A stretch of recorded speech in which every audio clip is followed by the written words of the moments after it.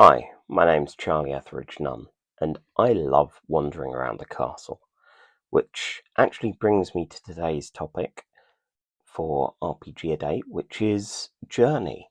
Now, when I was much younger, I'd attempted to run Vampire the Masquerade when I was, I think, about 13, and it didn't really hit.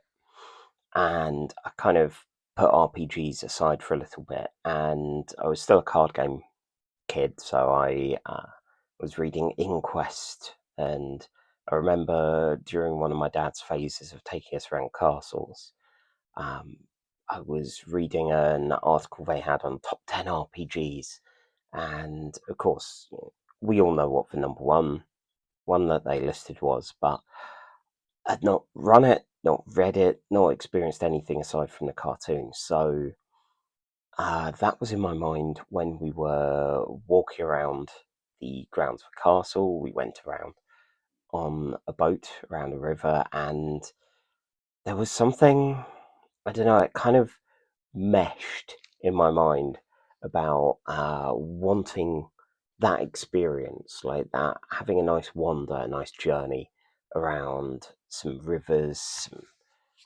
some woods. I'm from a family of walkers.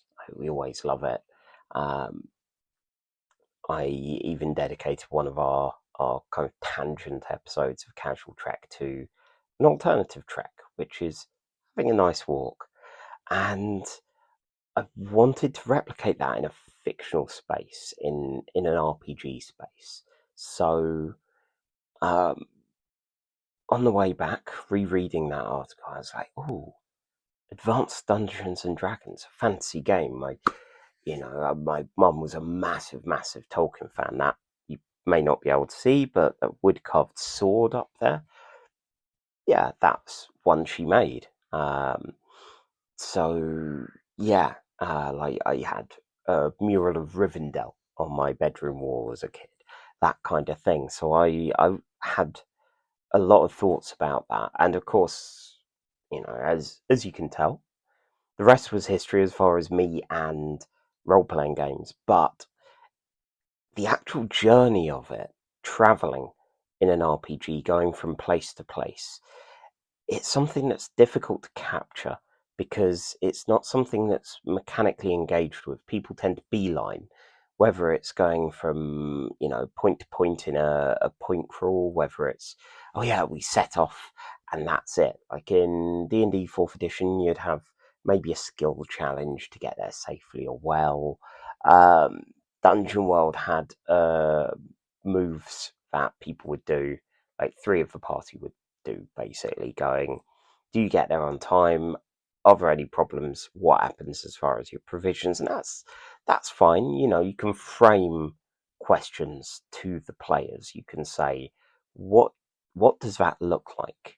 That eternal fun question in RPGs when someone does something. What's that look like then? What are you doing about this? Okay, you find enough provisions. What is it you find? But even that's still not great. Like the One Ring RPG, I've only played the second edition, and I think the last ever 5e game that I played was Adventures in Middle Earth, which kind of brutally tried crowbarring some of those mechanics in ways which didn't gel for me. But One Ring Second Ed does some very nice things with travel, with going across places. Games like Forbidden Lands makes it a little more granular, but a favourite of mine, of course, a favourite of mine is Wanderhome. This is by J Dragon, and I love this game. I've only run a short amount of it, and I say run. I was also a player. I was a dodgy rattlesnake called Randall, whose bag was mostly full of other people's stuff and wanted posters of his own face. But the thing is, this is a game that, because it's almost anti-drama in some ways, like you're people without a home, without a land, and you're traveling from place to place, and there may be drama going on already.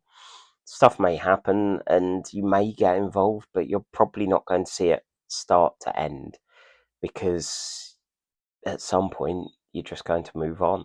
If you don't move on, maybe a character's finally found a home and then they go and you can make a new character.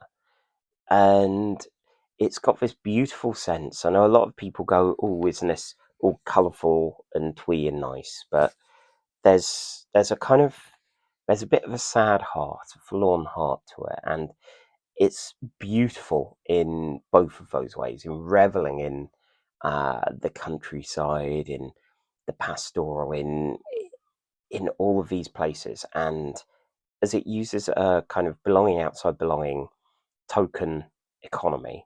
You spend tokens to do things and you get tokens to do things, and quite wisely here.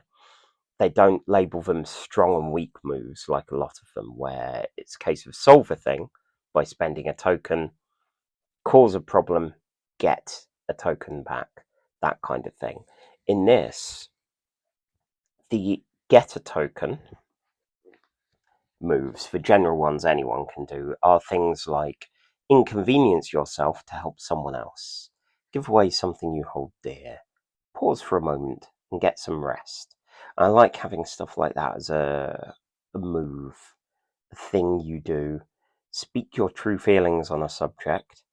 And the ones that I always love here, the ones which help kind of incentivize you dwelling, pausing, it are these three.